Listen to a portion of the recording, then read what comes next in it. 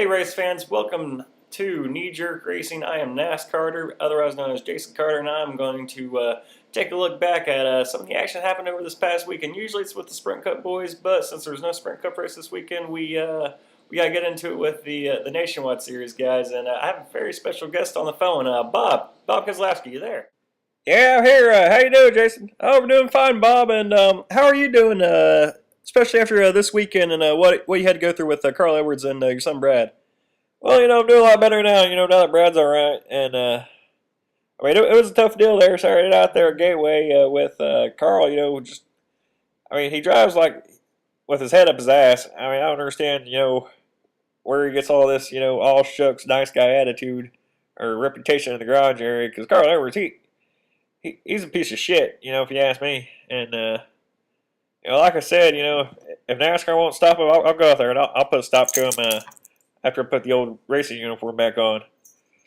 All right, and there were some comments earlier this week, Bob, about, or not this week, but actually made today in a statement that Carl Edwards says, he was the one that was not the aggressor in the situation. He was, in fact, the victim there with your son Brad. What do you say about that? Aggressor, victim, I don't even know what he's talking about. I mean, what's he talking about right now? I mean, he's not the aggressor. Yeah, Brad, Brad's deal was he did the whole Rubbins racing, Days of Thunder type Rubbins racing deal. That's just racing, part of it. And then Carl Edwards, he comes off and he flipped him right there.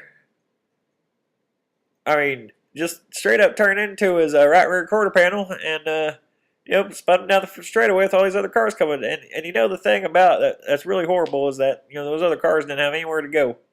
And they just had that little short chute right there with, both the walls there.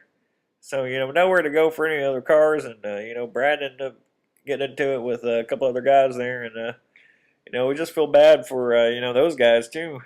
And, I don't know, hopefully, we'll figure out something here and, we'll just carry on from here.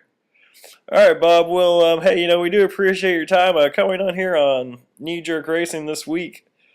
And we want to wish you the best this weekend at O'Reilly. And the Brickyard 400 with Brad Keselowski running both.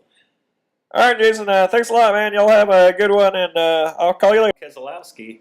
And, now I'd like to kind of get into my final thought of this edition of Knee Jerk Racing.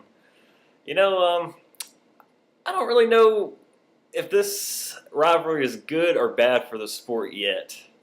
I mean, these wrecks have been tremendous. All three, or, about four of the wrecks that they've been in have been, spectacular crashes with Talladega last year, which, everybody said that was in the past. Then came on to Atlanta this year when, Carl ended up flipping Brad Keselowski up and over. And then back to Saturday night's race where Keselowski got hit head on and just demolished that car. So, I mean, there's a lot of torn up race cars, and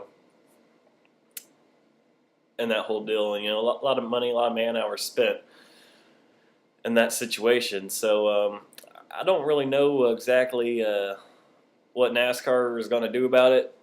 I'm hoping, they don't suspend or fine, anybody, because that'd be bad news for the whole, for the sport, since they said they're going to loosen up the reins.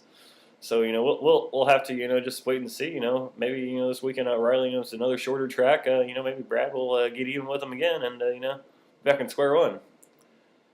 But, who knows? Or maybe, Brad will get up into Joey Logano and we'll have Brad's dad and Joey's dad go at it.